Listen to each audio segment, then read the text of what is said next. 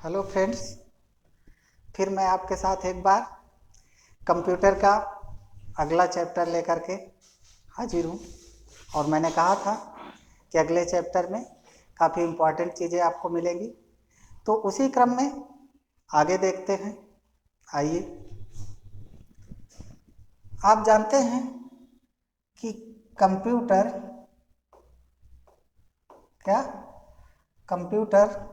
को हम क्या करते हैं।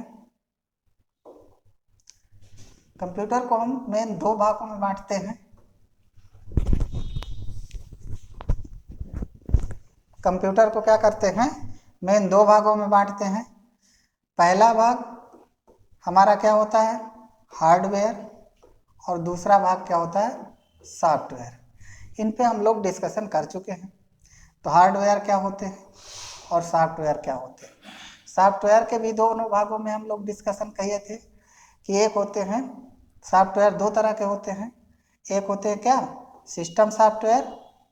एक क्या होते हैं, सिस्टम सॉफ्टवेयर, और दूसरे क्या होते हैं, एप्लीकेशन सॉफ्टवेयर। दूसरे क्या होते हैं, एप्लीकेशन सॉफ्टवेयर। और सिस्टम सॉफ्टवेयर में मैंने दो चीज़ें बताई थी। एक बताया था ऑपरेटिंग सिस्टम। क्या बताया था, ऑपरेटिंग सिस्टम, ठीक है। और दूसरा मैंने बताया था डिवाइस ड्राइवर। क्या बताया था, डिवाइस ड्राइवर, ठीक है। क्या बताया था, डिवाइस ड्राइवर। तो आज हम लोग जो बात करने जा रहे हैं, वो बात करने जा रहे हैं हम लोग ऑपरेटिंग सिस्टम की। किसकी बात करने जा रहे हैं, ऑपरेटिंग सिस्टम की बात करने जा रहे हैं। अब अगर हम ऑपरेटिंग सिस्टम की बात करते हैं,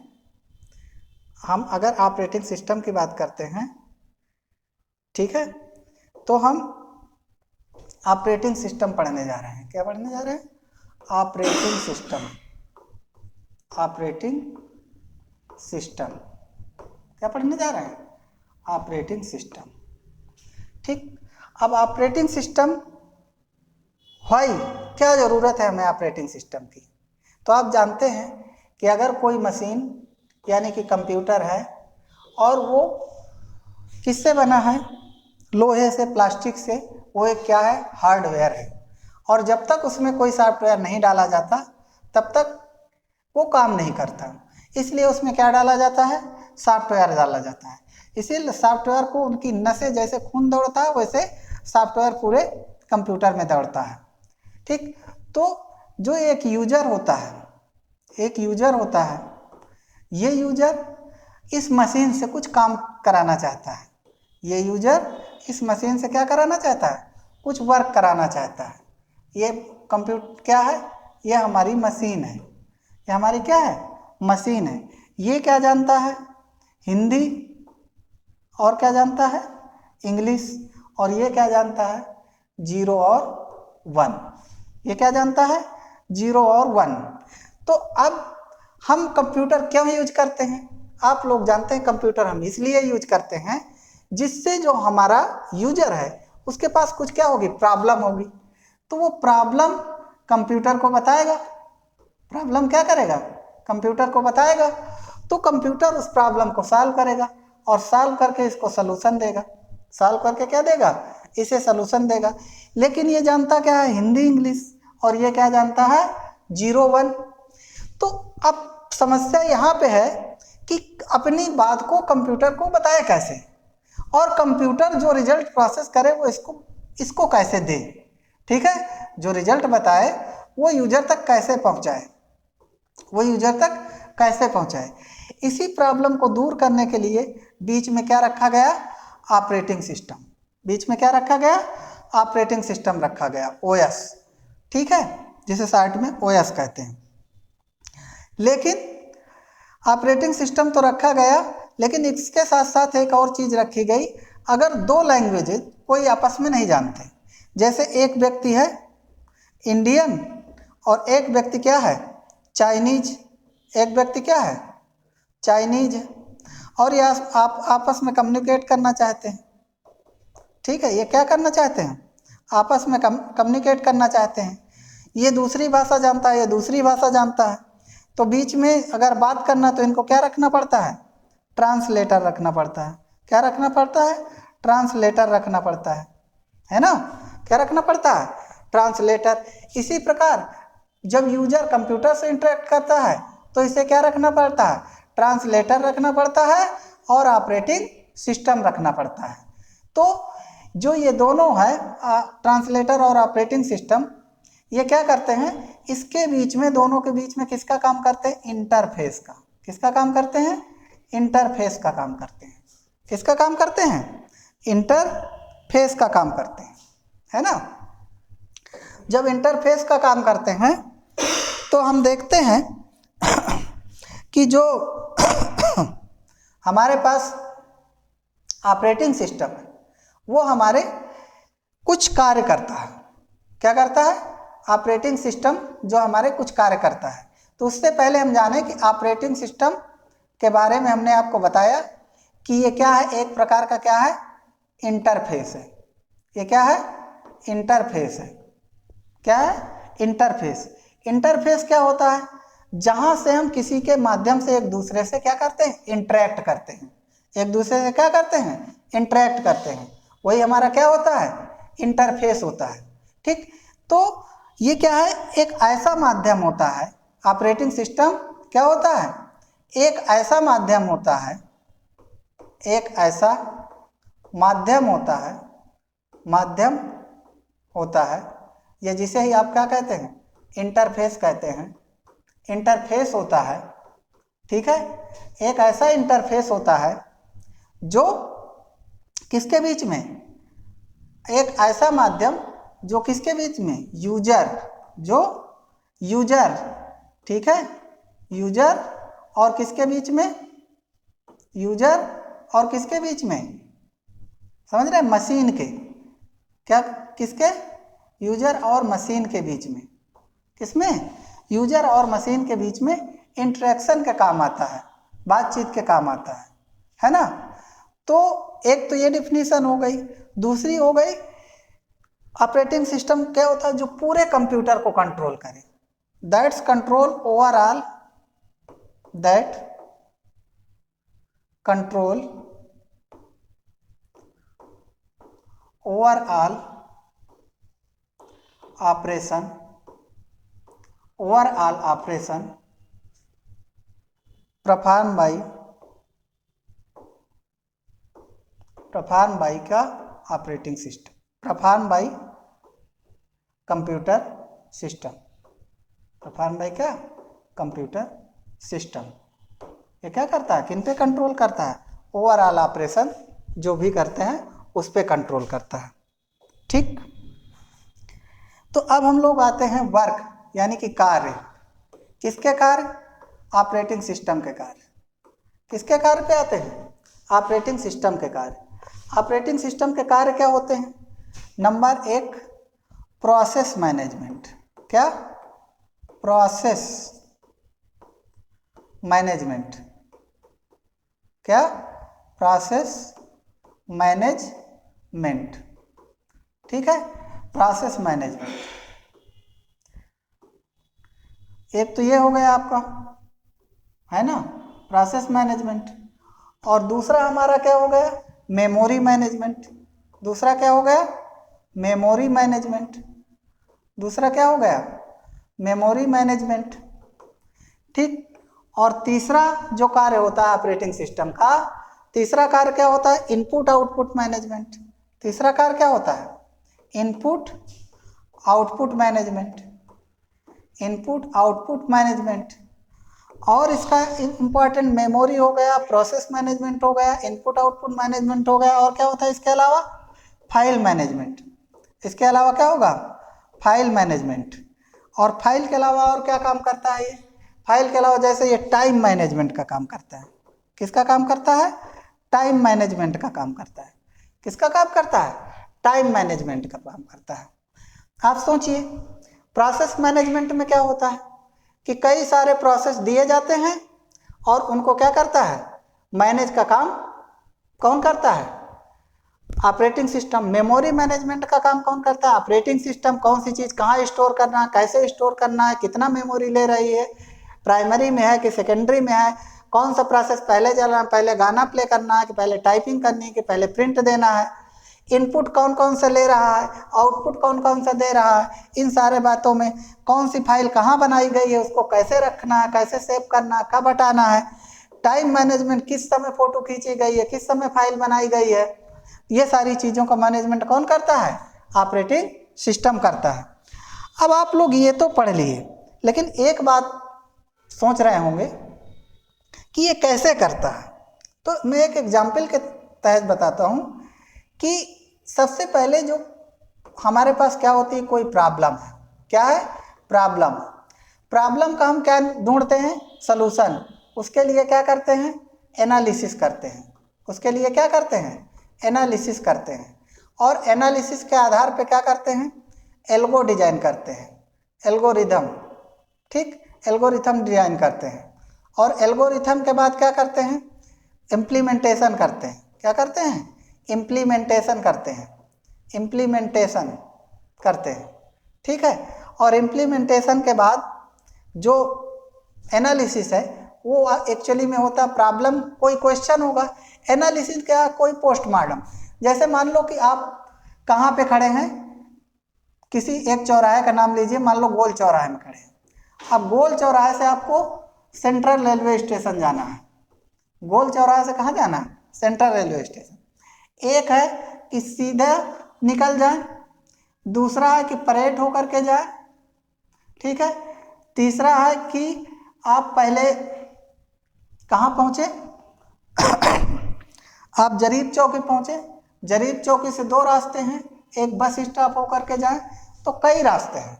इनमें से कौन सा रास्ता सेलेक्ट करना, किस रास्ते में जाना आसान होगा, तो उसमें 3 चीज़ें होती हैं। एक होती है कास्ट, एक क्या होती है? कास्ट।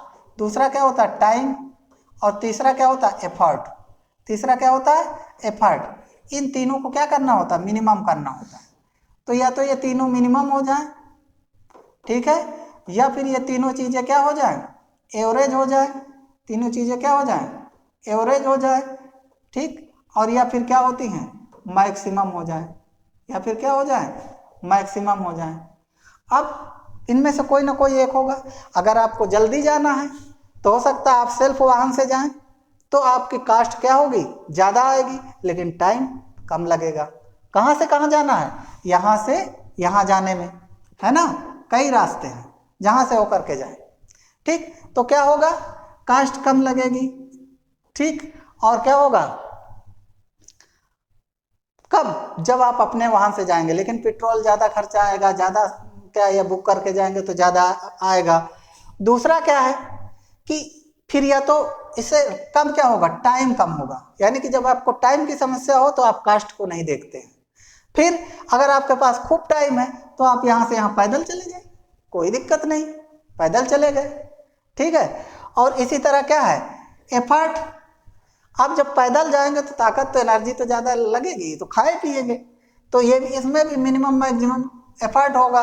तो इन तीनों चीज़ों में देखते हैं कि कौन सी चीज़ हो सकता है। कास्ट मिनिमम हो, टाइम एवरेज हो, लेकिन एफर्ट मैक्सिमम हो, ठीक है। हो सकता है कि टाइम मिनिमम हो, कास्ट मैक्सिमम हो, और क्या, एफर्ट क्या हो? एवरेज हो। तो कोई भी कम्बिनेशन इसमें से हो सकता है। तो इसी आधार पर एनालिसिस की जाती है। एल्गोरिथम क्या होता है? एल्गोरिथम होता है स्टेप बाय स्टेप सॉल्यूशन। क्या होता है? Step by step solution of a problem. Step by step क्या होता है? Solution of problem. क्या होता है? Step by step solution of a problem होता है। इम्प्लीमेंटेशन क्या होता है? किसी न किसी लैंग्वेज में करेंगे, जैसे सी प्लस प्लस, जावा या ETC, कोई ना कोई लैंग्वेज में करेंगे। तो इससे क्या बनेगा? प्रोग्राम बनेगा। इससे क्या बनेगा? प्रोग्राम बनेगा। और कई सारे प्रोग्राम को एक साथ मिला लिया जाए, सेट ऑफ प्रोग्राम। क्या बन जाता है? Set of program. कई सारे प्रोग्राम को एक साथ मिला लिया जाए तो सेट ऑफ प्रोग्राम हो गए। इसे ही हम क्या कहते हैं? सॉफ्टवेयर कहते हैं। अब ये डिपेंड करता है किस कार्य के लिए बनाया गया है। इसीलिए हम मोबाइल में अलग अलग ऐप स्टोर करते हैं और अलग अलग तरह के वर्क परफॉर्म करते हैं। तो ये हमारा हो गया कि सॉफ्टवेयर क्या होते हैं और कैसे डिजाइन किए जाते हैं, उनमें क्या क्या बातों का ध्यान दिया जाता है। अब नेक्स्ट हमारे पास आ गया कि सॉफ्टवेयर के बारे में हम जान लिए, अब एक और चीज़ जान लेते हैं, प्रोग्राम। क्या जान ले? प्रोग्राम क्या होते हैं। प्रोग्राम, आप कभी भी किसी के यहाँ निमंत्रण खाने जा रहे होंगे, रास्ते में कोई फ्रेंड मिल गया, उससे पूछा जाता कहाँ जा रहे हैं भाई साहब, तो कहा यार एक प्रोग्राम लगा उसी में जा रहे हैं। तो जो प्रोग्राम लगा है वो प्रोग्राम क्या है? वो प्रोग्राम मान लो आपकी मैरिज पार्टी है, वो प्रोग्राम क्या है? मैरिज पार्टी है।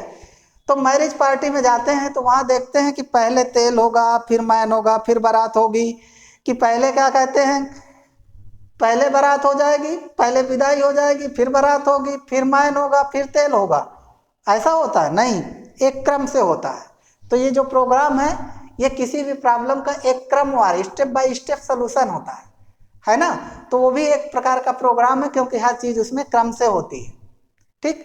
अब जैसे एक और चीज़ जान लीजिए कि जैसे 3 धावक हैं, है ना, 3 धावक हैं और एक रोड पे दौड़ रहे हैं। 3 धावक हैं और एक रोड पे दौड़ रहे हैं, रेस हो रही इनके बीच में, तीनों दौड़ रहे हैं, तीनों का टारगेट एक है। तीनों का टारगेट क्या है? एक है। ठीक। तो जिस समय ड्यूरिंग टाइम, ड्यूरिंग मतलब जिस समय, जिस टाइम ड्यूरेशन में ये क्या कर रहे हैं, रनिंग अवस्था में है। क्या है? रनिंग अवस्था में है, उसी को कहते हैं प्रोग्राम एग्जीक्यूशन। उसी को क्या कहते हैं? Program execution. ठीक है, उसी को क्या कहते हैं? Program execution. जैसे ही ये टारगेट पे पहुंच जाते हैं, ये क्या करते हैं? टारगेट पे पहुंच जाते हैं, वैसे ही ये प्रोग्राम का जो टाइम है खत्म हो जाता है। यानी कि वो क्या कर लेते हैं? एक टास्क कंप्लीट कर लेते हैं। क्या कर लेते हैं? टास्क कंप्लीट कर लेते हैं। टास्क कंप्लीट का मतलब क्या होता है कि वो एक काम फिनिश कर लेते हैं। जो वो काम फिनिश कर लेते हैं वही क्या होता है, प्रोग्राम जब अपने टास्क को खत्म कर लेता है तो वो प्रोग्राम अपने एग्जीक्यूशन टाइम पे या रनिंग अवस्था पे जो काम कर लेता है, एंड में जो रिजल्ट देता है वही हमारा क्या हो जाता है? टास्क हो जाता है। तो इस तरह से आप जान रहे हैं कि प्रोग्राम क्या है? ड्यूरिंग एग्जीक्यूशन, एग्जीक्यूशन के समय जो प्रोसेस होता है, क्या होता है? ये प्रोसेस है। और ये क्या हो गया? यही प्रोसेस जब कंप्लीट हो जाता है तो ये क्या बन जाता है? टास्क बन जाता है। यही प्रोसेस क्या बन जाता है? टास्क बन जाता है। तो इस तरह से हमने समझा प्रोग्राम क्या होता है। अब फिर से सॉफ्टवेयर में लौट करके आते हैं। अब हम पढ़ते हैं कि टाइप ऑफ सॉफ्टवेयर। क्या पढ़ते हैं? Types of software. क्या पढ़ते हैं? Types of software. अब टाइप्स ऑफ सॉफ्टवेयर में, सॉरी सॉफ्टवेयर नहीं पढ़ रहे थे हम लोग, पढ़ रहे थे ऑपरेटिंग सिस्टम। तो टाइप्स ऑफ ऑपरेटिंग सिस्टम में आप देखते हैं, क्या देखते हैं? टाइप्स ऑफ ऑपरेटिंग सिस्टम में आप क्या देखते हैं? ओएस में। ओएस हमने बताया क्या होता है। तो इसके कई तरह के ओएस होते हैं। जैसे नंबर 1 क्या होता है? आपका रियल टाइम ऑपरेटिंग सिस्टम। क्या? Real time operating system. Real time operating system, जो रियल टाइम ऑपरेटिंग सिस्टम होता है ये तीव्र रिस्पांस देता है। क्या देता है? तीव्र रिजल्ट देता है, रिस्पांस देता है, रिस्पांस देता है। ठीक। अब जो तीव्र रिस्पांस देता है, तो ऐसे सिस्टम होते कौन से हैं? 2 तरह के होते हैं। एक hard real time operating system होता है, एक soft real time operating system होता है। ठीक है, 2 तरह के, एक हार्ड और एक सॉफ्ट, है ना। एक हार्ड और दूसरा क्या? सॉफ्ट। दूसरा क्या? सॉफ्ट। 2 तरह के। जो हार्ड वाला होता है वो कहाँ यूज होता है? आप जानते हैं, सैटेलाइट में। कहाँ यूज होता है? सैटेलाइट में यूज होता है। कहाँ यूज होता है? सैटेलाइट में। और जो सॉफ्ट वाला होता है ये कहाँ यूज होता है? आपके रोबोटिक्स में। कहाँ? रोबोटिक्स में। कहाँ यूज होता है? रोबोटिक्स में। ठीक। अब जो हार्ड वाला होता है, रियल टाइम वाला होता है, ये बड़े पावर के कंप्यूटर होते हैं। ठीक। ये पल पल की, एक एक सेकंड की खबर देते हैं। यहाँ तक कि आप देखते हैं जब लाइव प्रसारण होता है तो लाइव प्रसारण में क्या होता है कि कुछ ना कुछ बफरिंग होती है। इनमें बफरिंग का कोई चांस नहीं। जब सैटेलाइट छोड़ा जाता है माइक्रो सेकंड में चीज़ों को गिना जाता है। किसमें? माइक्रो सेकंड, पिको सेकंड में चीजों को गिना जाता है कि आप सोच भी नहीं सकते उतनी जल्दी सारे रिस्पांस और रिजल्ट आते रहते हैं। कहाँ यूज होता है? सैटेलाइट में, वेदर कास्टिंग में, ठीक है, इस तरह, या साइंटिफिक या रिसर्च में, इस तरह की जगह क्या होते हैं? यूज होते हैं। ठीक, अब तो ये हो गया हमारा क्या? रियल टाइम ऑपरेटिंग सिस्टम पहला। दूसरा हमारा क्या है? Batch processing. दूसरा क्या है? Batch processing operating system. ठीक, क्या होता है? Batch processing operating system. अब बैच प्रोसेसिंग ऑपरेटिंग सिस्टम कौन से ऑपरेटिंग सिस्टम होते हैं? जिनमें कई सारी चीजें, जिनमें क्या होती हैं? कई सारी चीजें एक साथ परफॉर्म की जाती हैं। मान लो कोई P1, P2, P3, P4 और P5 है। अब ये क्या है? एक साथ प्रिंट की कमांड दे दी गई। एक साथ क्या किया गया? प्रिंट की कमांड दे दी गई। अब जो आपका प्रिंटर है, क्या है? प्रिंटर है, एक साथ तो चीजें प्रिंट नहीं कर देगा। प्रिंटर क्या नहीं करेगा? एक साथ चीजें प्रिंट नहीं कर देगा। तो क्या करता है? वो साइमल्टेनियसली चीजों को प्रिंट करता है। कैसे करता है? साइमल्टेनियसली चीजों को प्रिंट करता है। और जब साइमल्टेनियसली चीजों को प्रिंट करेगा तो इसमें क्या होगा? बैच में उसको प्रोसेस दिया, ये प्रिंट 1 है, प्रिंट 2 है, प्रिंट 3, प्रिंट 4, प्रिंट 5 है। बैच में उसको तो क्या दिया गया है? टास्क दिए गए। और इन टास्क को जब परफॉर्म करता है कोई ऑपरेटिंग सिस्टम, तो कैसा ऑपरेटिंग सिस्टम कहलाता है? कैसा कहलाता है? Batch processing operating system. Batch के बाद फिर आता है क्या? Multi programming. क्या आता है? Multi programming operating system. क्या आता है? Multi programming operating system. Programming operating system, ठीक है। मल्टी प्रोग्रामिंग में क्या होता है? More than one program at a time. क्या होता है? More than one program. Program आप लोग समझ चुके हैं, program at a time. At a time, जहां पे एक ही समय में कई प्रोग्राम एग्जीक्यूट होते हैं, उन्हें क्या करते हैं? मल्टी प्रोग्रामिंग ऑपरेटिंग सिस्टम कहते हैं। एक होता है मल्टीटास्किंग। क्या होता है? Multitasking operating system. क्या होता है? Multitasking operating system. यहां क्या होता है? एक से अधिक कार्य, एक से अधिक टास्क, एक से अधिक क्या? टास्क, ठीक है, एक साथ, ठीक है, एक साथ क्या किए जाते हैं? परफॉर्म किए जाते हैं। एक साथ किए जाते हैं, किए जाते हैं। कैसे किए जाते हैं? साइमल्टेनियसली। तो ये दो प्रकार के ऑपरेटिंग सिस्टम हो गए, मल्टीटास्किंग और मल्टी प्रोग्रामिंग। उसमें प्रोग्राम होते हैं और इसमें टास्क होता है। अब वही प्रोग्राम टास्क बन जाते हैं। तो फिर सोचें इनके दोनों में डिफरेंस क्या होता है? चलिए इनके डिफरेंस को देख लेते हैं। अगर हम इन दोनों के डिफरेंस की बात करें तो डिफरेंस की अगर बात करते हैं, एक तरफ मल्टी प्रोग्रामिंग कर दो, एक तरफ मल्टीटास्किंग कर दो। जो मल्टी प्रोग्रामिंग है, इसमें क्या होता है कि जैसे मैं आपको पढ़ा रहा हूँ, सारे लोग एक साथ पढ़ रहे हैं। सारे लोग क्या कर रहे हैं? एक साथ पढ़ रहे हैं। अगर एक साथ पढ़ रहे हैं तो ये क्या हो गया कि जितना भी रिसोर्स है, सारे रिसोर्स क्या है? जो भी रिसोर्स है, इसमें क्या होती है? रिसोर्स की शेयरिंग होती है। किसकी शेयरिंग होती है? रिसोर्स की। और इसमें क्या होता है? टाइम की शेयरिंग होती है। इसमें क्या होता है? टाइम शेयरिंग होता है। इसमें रिसोर्स शेयरिंग होता है और उसमें क्या होता है? टाइम शेयरिंग होता है। जो रिसोर्स शेयरिंग होता है, ठीक है, इसमें जो भी हमारा सीपीयू होता है या जो भी मैं हूं, अगर यहाँ पढ़ा रहा हूं तो मेरा बोर्ड, ये सब चीज का शेयर एक साथ सब लोग कर रहे हैं। टाइम शेयर में क्या है कि अगर मान लो कि एक टीचर है, कोचिंग पढ़ाने गया, एक घर में 3 बच्चे हैं, एक ही घंटे में तीनों को पढ़ा दिया, एक 6 का, एक 7 का, एक 8 का है। तो क्या किया? 10 मिनट उसको दिया, 10 मिनट उसको दिया, 10 मिनट उसको दिया। इसी तरह टास्क में जो पहले टास्क है उसको पहले 2 मिनट दिए गए, दूसरे टास्क को 2 मिनट दिए गए, तीसरे टास्क को 2 मिनट दिए गए।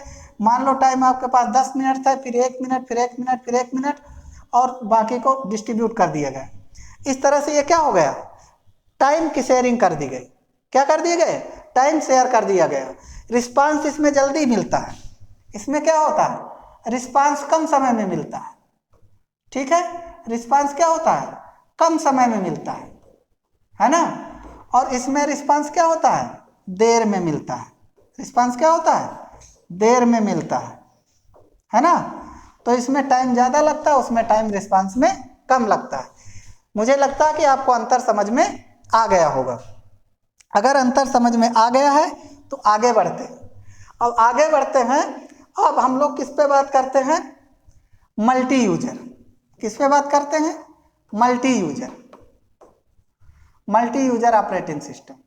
मल्टी यूजर में क्या होता है कि जो मल्टी यूजर ऑपरेटिंग सिस्टम होते हैं, एक साथ कई सारे यूजर क्या करते हैं, एक साथ कई सारे यूजर यूज करते हैं। जैसे आप फॉर्म भरते हैं, ये कोई सर्वर है, ठीक है। अब यहाँ पे बहुत सारे लोग एक साथ, लाखों लोग क्या करते हैं, फॉर्म भरते रहते हैं। ये C1, C2, C3, C4, C5 और C6, ये एक साथ क्या करते रहते हैं, फॉर्म भरते रहते हैं। और फॉर्म भर के क्या करते हैं, सर्वर को भेजते रहते हैं। तो सर्वर की जो क्षमता होती है वो टाइम शेयरिंग के अनुसार, किसके अनुसार, टाइम शेयरिंग के अनुसार इनको एग्जीक्यूट कराता रहता है, मतलब अपने में स्टोर करके रजिस्ट्रेशन नंबर देता रहता है। लेकिन अगर वो जो इनकी, मान लो कि ये हमारे पास रोड है, इसमें मान लो कि 3 गाड़ियां एक साथ आ सकती हैं, और अगर इसमें 5 गाड़ियां चला दी जाए तो क्या होगा, रुक जाएगा। इसीलिए कभी कभी सर्वर क्या हो जाता है, जाम हो जाता है, फॉर्म नहीं भर जाते हैं। ये यही कारण है, ये मल्टी यूजर ऑपरेटिंग सिस्टम का उदाहरण है। ठीक, नेक्स्ट हमारा क्या है, मल्टी यूजर के बाद, और इसके एग्जाम्पल क्या है मल्टी यूजर के, जैसे आपका यूनिक्स है, क्या है, यूनिक्स है। आजकल तो विंडो में भी काम हो रहे हैं, ये भी मल्टी यूजर की तरह काम करते हैं, विंडो के जो नए वर्जन आए हैं। ठीक, अब हम बात करते हैं किसकी, डिस्ट्रीब्यूटेड ऑपरेटिंग सिस्टम की। किसकी बात करने जा रहे हैं, डिस्ट्रीब्यूटेड ऑपरेटिंग सिस्टम। जो डिस्ट्रीब्यूटेड ऑपरेटिंग सिस्टम होता है, उसमें क्या होता है कि चीज़ें कई जगह से रिसोर्स और मेमोरी एक साथ ली जाती है।